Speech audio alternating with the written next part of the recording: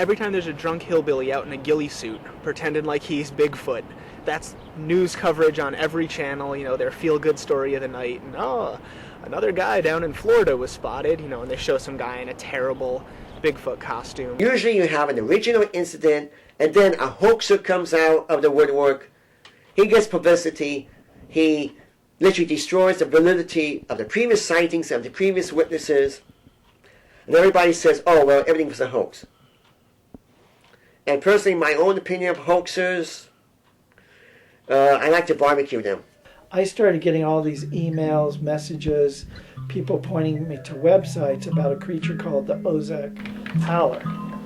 And I finally found that this was all going back to a person in a college in a border state. This guy wanted to see if he could fool a cryptozoologist into putting a completely hoax story into a book. There are people out there that are trying to hoax, and they usually aren't people that are pro-cryptozoology. There are people that are trying to expose sort of what they think is the gullibility of cryptozoologists. This is the famous jackalope. We have the actual body here. No, jackalope is a hoax. The fur-bearing trout's a hoax. Hoop snake are a hoax.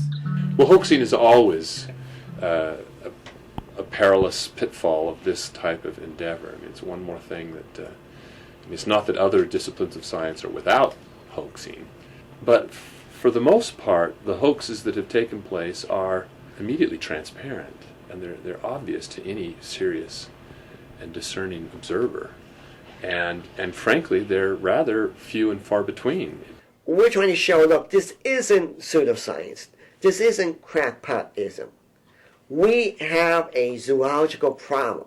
Some of the skeptics don't even consider it science. They call it pseudoscience. But if you consider it science, it's on the edge of biology. It's all about public perception. Any field struggles with this, but cryptozoology especially. One of the main reasons, again, is that it's not a documented field. It's not you can't have a doctoral thesis on cryptids, unfortunately. I think the real hallmark of science is the peer review process.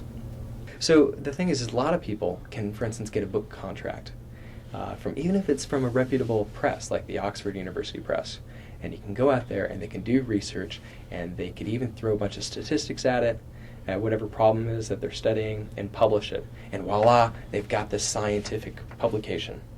But it's not science, right? Because it hasn't been evaluated by a bunch of their peers, by experts in the field.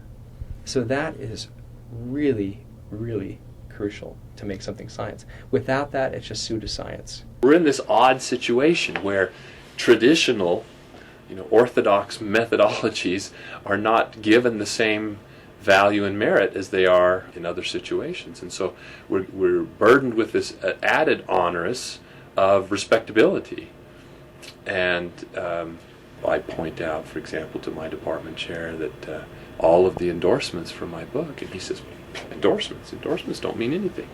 He said, it's peer review. I go, well, what is peer review if it's not the opinions of your peers? I said, here's the opinions of 24 of my peers who at least are open-minded enough to consider the evidence on its merits rather than dismiss it offhandedly.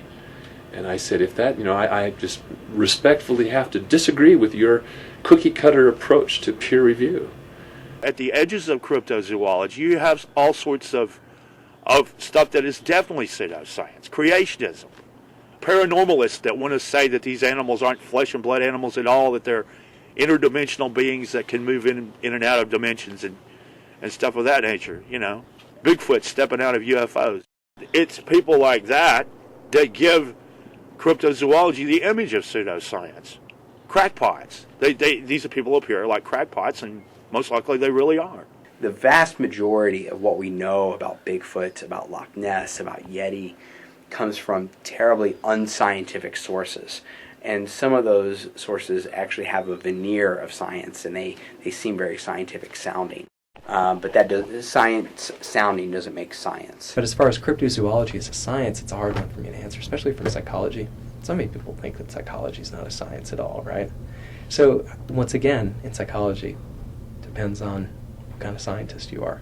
what your methods are. Look at Darwin, one of my favorite scientists of all time. It's kind of dorky that I have a favorite scientist, but I mean, he refused to believe what he was seeing even with all the proof that he had, and I think that's the best thing that a scientific mind can do, is you have to be skeptical up until you've got this definitive proof. That doesn't mean don't look for that proof, because I think the idea, the hypothesis that something is out there is worth actively searching for it.